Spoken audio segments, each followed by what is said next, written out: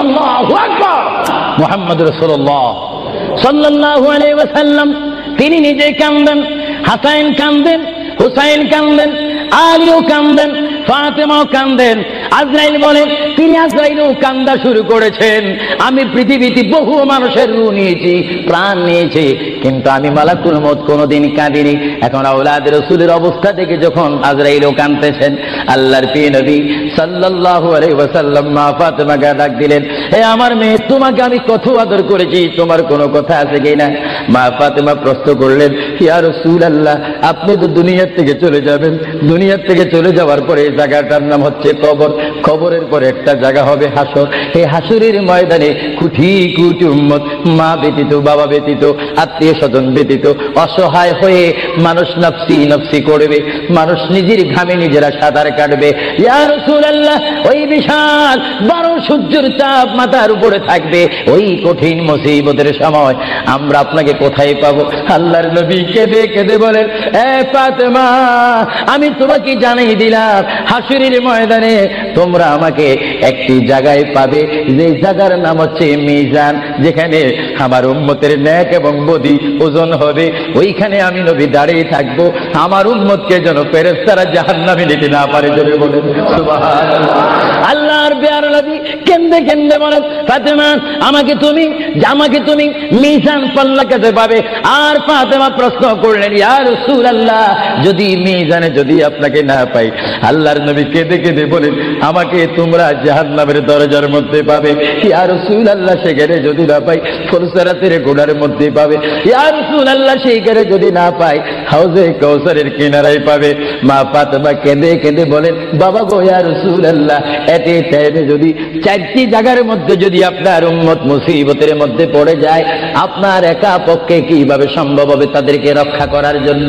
আল্লাহর হাবিব চোখের পানি ছেড়ে বলে, ফাতেমা, তুমি আমাকে এতক্ষণ চিনতে পারো না গো ফাতেমা, তুমি জগতের বাবার মতো আমাকে বাবা মনে করো না। ফাতেমা, আকাশে যখন বৃষ্টি হয়, ওই বৃষ্টি পড়ার আগে আকাশে বিজলি মারে ঝিলিক মিলিক করে। ফাতেমা, আমার উম্মত গুনাহগারকে আমি রক্ষা করার জন্য বিজলির মতো হাসরের ময়দানে দৌড়াদৌড়ি করব, একটা উম্মত তো আমি জাহান্নামে যাইতে দেব না। করে বলেন সুবহানাল্লাহ। আল্লাহর প্রিয় নবী, দু জাহানের বাদশা নবী মুহাম্মদুর রাসূলুল্লাহ সাল্লাল্লাহু আলাইহি ওয়াসাল্লাম, তিনি কেমন নবী? আল্লাহর প্যারা নবী, দু জাহানের বাদশা নবীকে তিনি ফাতেমার সাথে এই কথাগুলা বললেন। এই জন্য আমার ভাইয়েরা, যারা জ্ঞানী গুণী ভাইয়েরা রয়েছেন, জীবন পেয়েছি, জীবনটা পাওয়ার আগে মায়ের পেটের মধ্যে ছিলাম, মায়ের পেটে আসার আগে আমরা রূহ জগতের মধ্যে ছিলাম, রূহ জগতে আসার আগে আল্লাহ আমরা কুদরতের মধ্যে ছিলাম। ভাইয়েরা আমার, প্রথম ছিলাম কুদরতের মধ্যে, তারপর আমি আপনি এসেছি আলমে আরওয়া রূহ জগতের মধ্যে, তারপরে বাবা এবং মায়ের মাধ্যমে আমরা এসেছি মায়ের পেটের মধ্যে। মার পেটকে আমরা বিশাল পৃথিবী মনে করেছিলাম, মায়ের পেট থেকে আমরা আসলাম ধরার বুকে জমিনের মধ্যে, আবার জমিন থেকে আমরা চলে যাব কবরের মধ্যে, কবরের মধ্য থেকে আমরা উঠবো হাসরের ময়দানে। হাসরের ময়দান কঠিন ময়দান হবে, যেই ময়দান নাম হাসরের ময়দান, যেই ময়দানে 12টি সূর্যের তাপ এক মোড়ম হাতের উপরে থাকবে। নিজেরা নিজের গামে সাঁতার করবেন, ইয়া নাফসি ইয়া নাফসি বলে বলে আমরা চিৎকার মারবো সেই হাসরের ময়দানে, কঠিন মুসিবতের ময়দানে। 50,000 বছর আপনাকে আমাকে অবস্থান করতে হবে। আর সেই কঠিন হাসরের ময়দানে আমার নবী নিজেই হাদিস শরীফের মধ্যে বলেন, শাফাআতি লিআহলিল কাবাইর মিন উম্মতি। আল্লাহর প্যারা নবী হাদিস শরীফের মধ্যে বলেন, ওই ধরনের ওই শ্রেণীর উম্মতের জন্য আমার সুপারিশের দরজা খোলা থাকবে, যেই সমস্ত উম্মত আল্লাহর জমিনে গুনাহ করেছে, গুনাহ করার পরে আমার আল্লাহ ক্ষমা করেনি, বান্দা কাঁদার মতো কেঁদেছে, তারপর আল্লাহর দয়া হয়নি। ওই হাসরের ময়দানে উম্মতের চেহারা দেখে দেখে আমি নবী তাদের ডাইন হাত ধরে ধরে আমি সুপারিশ করে করে আমার মহান আল্লাহর গোসাকে পানি করে আমার উম্মত গুলিকে আমি জান্নাতে পৌঁছাই দেব। জোরে বলেন সুবহানাল্লাহ। বলেন ইয়া রাসূলুল্লাহ। আরো জোরে বলেন না ইয়া রাসূলুল্লাহ। নবী বলেন, শাফাআতি লিআহলিল কাবাইর মিন উম্মতি। আমার গুনাহগার উম্মত, যাদের অন্তরে আমার প্রেম ভালোবাসা রয়েছে, আমি রাসূল পাখির মতো উড়িয়ে উড়িয়ে হাসরের ময়দানে আমার উম্মতগুলিকে আমি ডান হাতে ধরে ফুলসিরাত না দেখে মতো তাদেরকে আমি জান্নাতে পৌঁছাই দেব। বলেন না সুবহানাল্লাহ। এই ক্ষমতা রাসূলুল্লাহকে দিয়েছেন কে? আরো জোরে বলুন কে? এবার আমার নবী মালাকুল মউত আজরাইলকে ডাক দিলেন, মালাকুল মউত আজরাইল, তুমি তোমার কাজ করতে পারো। আজরাইল ইসলাম বলে, ইয়া রাসূলুল্লাহ, দেখেন আমার নবীর মউত কি রকম। আজকে অনেকে বলেন নবীর মরে গিয়েছে, ভালো কথা তারা জানেন না বলে এই কথা বলেন। আমি ভাই ফিতনা চাই না, ঝগড়া চাই না, কাটাকাটি চাই না, কিন্তু কেউ যদি কাউকে গালি দেয়, কিন্তু গালির যদি কিছু জবাব দেওয়া না হয়, তাহলে গালিটা সত্য হয়ে যায়। এর জন্য মাঝে মাঝে আমি কিছু বলি, কিন্তু ঝগড়া করা আমাদের ইসলামের দায়িত্ব নয়। আমাদের ইসলামিক দায়িত্ব হচ্ছে কু আনফুসাকুম ওয়া আহলিকুম নারা।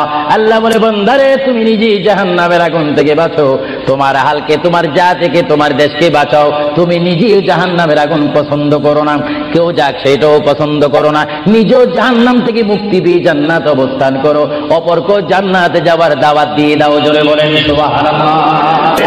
আমার আল্লাহ রাব্বুল আলামিনের প্রিয় নবী মুহাম্মদুর রাসূলুল্লাহ সাল্লাল্লাহু আলাইহি ওয়াসাল্লাম আজরাইলকে বললেন, আজরাইল এবার তোমার কাজ তুমি করো। আজরাইল বলে, হুজুর আমি ততক্ষণ পর্যন্ত কাজ করব না যতক্ষণ পর্যন্ত আপনি ইজাজত না দিবেন। সুবহানাল্লাহ। কি চাচ্ছেন? ইজাজত, হুকুম চাচ্ছেন।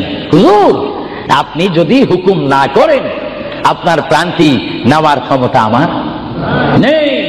মহান আল্লাহ রাব্বুল আলামিন আমাকে আপনার দরবারের আদব শিক্ষা দিয়েছে, আপনাকে যদি কবরে যেতে হয় আর সেখান থেকে যদি হাসর উঠতে হয়, অবশ্যই আমি যেন আপনার থেকে হুকুম নিই, এজাজত নিই। যদি হুকুম এজাজত না নিয়ে যদি প্রাণটা নিয়ে যাই, তাহলে আমার ক্ষমতা আল্লাহ চিনিয়ে নেবেন। চিৎকার দিয়ে বলেন সুবহানাল্লাহ। আল্লাহর প্রিয় নবী চক্ষু মুবারকের পানি মুবারক ছাড়লেন। ভাইয়ের আমার, পৃথিবীর কোন মানুষ ঈমান নিয়ে মরে যদি তার মুখে কলমা থাকে, জোরে বলেন কি থাকে? কলমাটা আপনারা সবাই বলুন, লা ইলাহা ইল্লাল্লাহ। জোরে, লা ইলাহা ইল্লাল্লাহ, লা ইলাহা ইল্লাল্লাহু মুহাম্মাদুর রাসূলুল্লাহ। ঈমানের টাইমে যেমন আল্লাহর নাম আপনার মুখে আসতে হবে, পুরুষ বলেন আর মা বোনেরা বলেন, প্রত্যেকের মুখে যেমন মৃত্যুর টাইমে আল্লাহর নাম আসতে হবে, তেমনি ভাবে সঙ্গে সঙ্গে নবীর নামও আসতে হবে কি হবে না? নবীর নাম বাদ দিয়ে কলমা পড়া হবে না। আল্লাহর প্রিয় নবী, দো জাহানের বাদশা নবী, তিনি ইন্তেকাল, তার মৃত্যু হবে, তিনি দুনিয়ার থেকে চলে যাচ্ছেন। তিনি কোন কলমা পড়েছেন? আল্লাহর প্রিয় নবী দুনিয়ার থেকে চলে যাওয়ার টাইমে তিনি এই কলমা পড়েছেন, এই কথা বলেছেন। আমার ভাইয়েরা বলেন, রব্বি হাবিলি উম্মতি, রব্বি হাবিলি উম্মতি। আল্লাহ আমি এখন পৃথিবীর থেকে চলে যাব, যাওয়ার টাইমও তোমাকে ডাক দিচ্ছি, রব্বি হে আমার রব, রব্বি হে আমার আল্লাহ, হাবিলি উম্মতি, তোমার কাছে আর কিছু চাই না, আমার উম্মতগুলোকে মাফ করে আমাকে দিয়ে দাও। জোরে বলেন সুবহানাল্লাহ, বলেন আল্লাহু আকবার। কিন্তু মানুষ যখন কবরে যায় কলমা পড়তে হয় কি হয় না? ঈমান। কিন্তু আমার নবী যদি আমাদের মতো মানুষ হয়ে থাকেন, তিনি কাল কলমা পড়ে কবরে গিয়েছেন। প্রশ্ন বুঝতে কোনো কষ্ট হয়? আমরা তো কলমা পড়ি কোথায় যেতে চাই? কবর। জোরে বলুন, আমরা কি পড়তে হবে?